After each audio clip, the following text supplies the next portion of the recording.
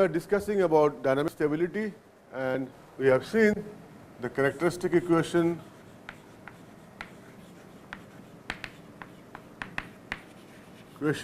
for longitudinal dynamics, which was evolved assuming small perturbation, and we got equation of the form AS4 plus BS cube plus CS square plus DS plus E equal to 0. And how did we get this?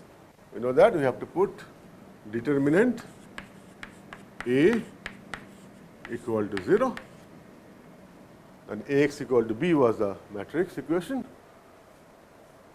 And this A, B, C, D, E, they are expanded using the dimensional derivatives, inertia properties. And once you see the exact expression, you will realize each one of these has some importance, especially we will be focusing on E, right. Before we go to the next part of our lecture, let us understand what are you doing. If I take you back to second order system, mass spring damper system, remember we had equation of the form S square plus 2 zeta omega ns plus omega n square equal to 0, right. And we wanted to find the damping ratio and natural frequency.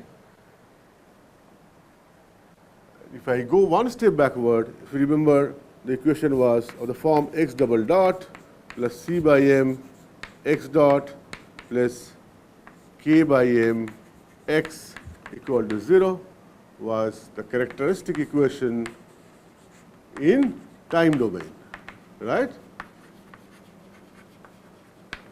And then we took Laplace transform, so then it becomes S square x of s plus c by m s x of s plus k by m x of s equal to 0. So this is in frequency domain. We have applied Laplace transform to this equation. What are the changes we have seen? From differential equation, it has become algebraic equation. Okay, and then we said I take x of s common, so s square plus c by m s plus k by m equal to 0. So what was the characteristic equation here? It was s square plus c by m s plus k by m equal to 0. This is second order equation. This is quartic, that is fourth order, right. S4 is here. And here we have realized that there will be two roots. We have seen that. And depending upon the value of c by m, k by m, remember, because if you see the roots from this equation, there will be lambda 1, lambda 2 will be minus c by m plus minus under root c by m whole square minus 4 into k by m by 2. That's all. And we knew that, we have already done it, that depending upon the sign under the square root, we will have the real root or imaginary roots, right.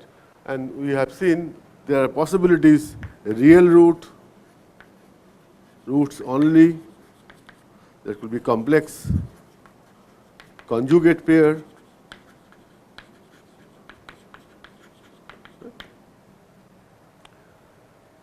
and also we realize that fundamentally what do we want? This root, if I plot in real and imaginary axis, then I want the root should be somewhere here or somewhere here. Because I want the real part of the root to be negative, then there will be a tendency for dynamic stability, right. If the root comes this side, then I know that the real part has become positive, so it will diverge.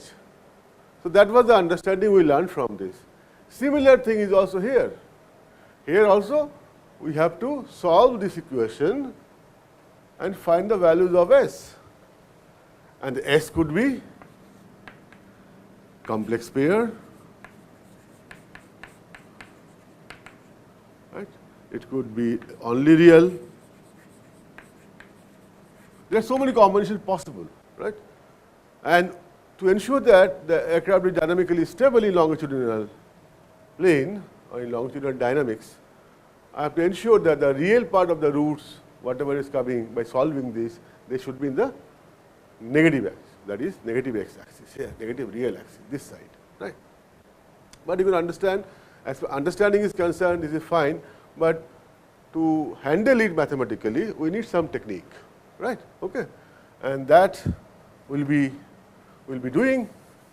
Initially, I will tell you in the next lecture how to handle this, and the basis for it to train you for different types of equations. One tutorial will be there, and a lot of examples will be given so that you can understand how to handle such conditions, right? You will find that for longitudinal case,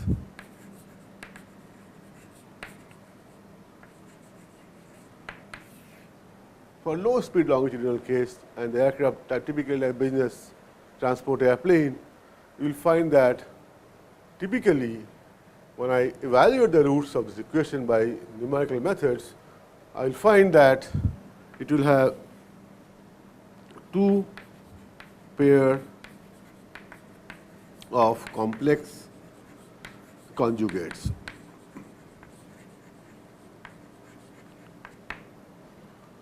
Right. So, if I write it, it will be something like this. One will be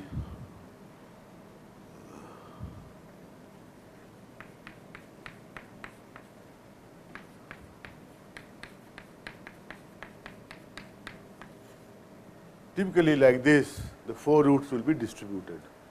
And also another interesting thing for longitudinal case, you will soon see that this A mostly will be negative, right? And if it is large negative, it will correspond to a particular type of oscillations. And if I write not only A and C both will be generally less than 0, and it will be corresponding to particular type of oscillations. If A is large negative compared to C, soon you see that this will correspond to short period mode. And the other, the C root having C, that will go to phugoid mode. Right? I am sure you are starting thinking what is the short period mode, what is the phugoid mode. Before we go for an elaborate analysis, let us come back to this equation. Let us come back to the aircraft simultaneously.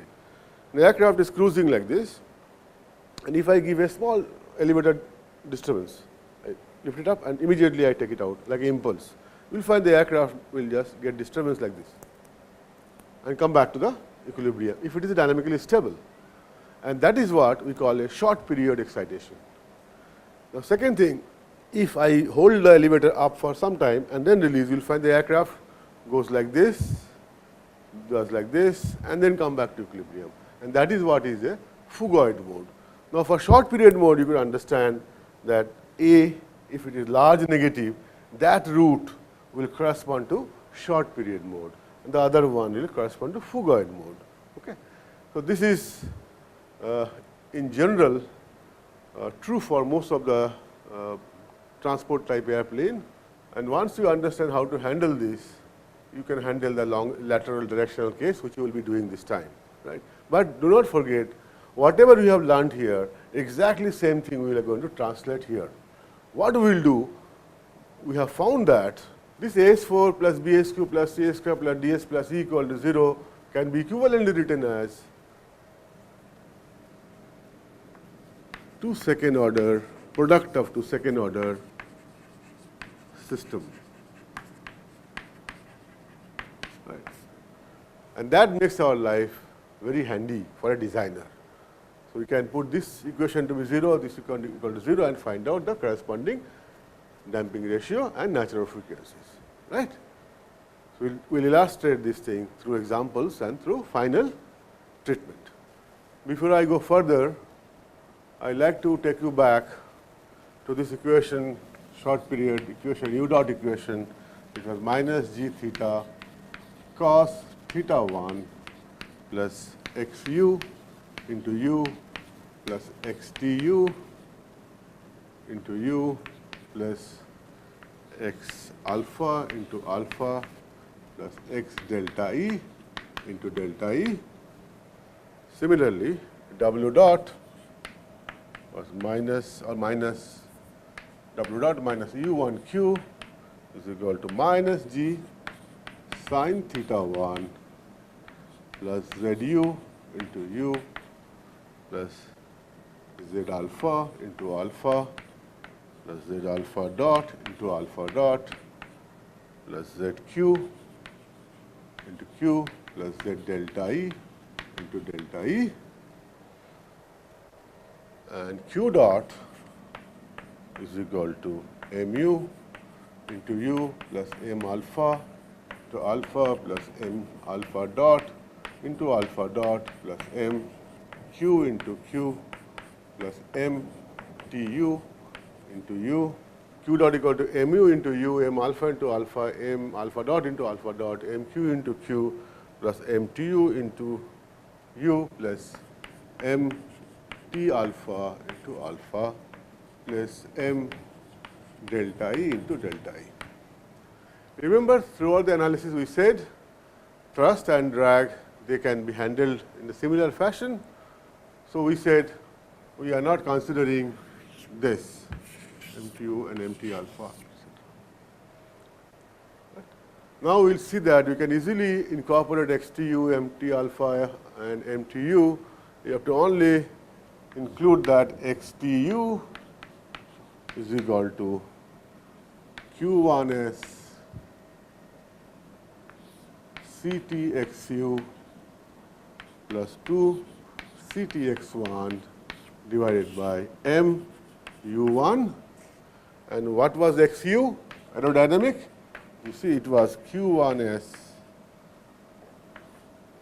CDU plus 2 CD1 by M U1, minus sign here. You could see that for XTU and XU, this was because of drag primarily, and drag and thrust in the opposite direction. So, this minus sign is not here, but exactly the same treatment. Could you see this? Right. Similarly, if you check for MT alpha will be Q1 S C bar CM T alpha by IYY, and you could see corresponding aerodynamic M alpha term was Q1 SC CM alpha by IYY. All these coefficients CMT alpha or CTXU, CTX1 can easily be estimated through analytical method, not so accurate, but generally these things are obtained through experiment, through wind tunnel testing, right. But the point is, you could see here, if I know M alpha, if I have understood how to handle this, I have to just get the MT alpha in the same fashion, right. And why MT alpha is there? You could understand also the physics behind it. Suppose this is the airplane, and let us say this is the engine or a propeller. At an alpha, there will be some normal force NP acting like this. You know, the momentum of air will be pushed like this. So, this into CG of the airplane will give a moment because of thrust component. So, that is how the origin of MT alpha lies. Okay. So, I thought I will complete this so that you do not get mixed up when actually you work in the real field. But for further analysis, we will not be considering this, as we have agreed that we know this is straightforward, you have to just go on adding some term. So, I will now remove these things. Okay. I will start with this characteristic equation of the form a s to the power 4 plus bs to the power q cx square ds plus e equal to 0, right? And typically, I'll write few of these. A is u1 minus z alpha dot, and b is minus u1 minus z alpha dot into xu plus mq minus z alpha minus m alpha dot into u1 plus zq. This will be displayed separately, and most importantly, E I will write as g cos theta 1 into m alpha into zu minus z alpha into mu. This is for theta 1 equal to 0. Because the additional sin theta term will come, which I have taken it out. Because theta 1 is 0, sin theta is 0. Okay, and also I can easily simplify this as g into m alpha zu minus z alpha mu. Why I am writing at this stage separately? We will see there are a lot of information we can extract from this expression of E. I repeat again, this expression of E is not complete. There will be a sin theta term, and those who are feeling a little disturbed, let me write for them. This is g sin theta 1 into m u x alpha plus or minus xu into m alpha, like this. But since I have put theta 1 equal to 0, so I am eliminating this, and I am also putting this value 1, so E is this. Okay? Don't worry about this expression. You know I have to put determinant A equal to 0 and find the determinant. You will get all this expression when you compare with this sort of an equation. Right? To comment on the dynamic stability characteristics of a system having this type of characteristic equation, a quick estimate you can get applying Routh criteria.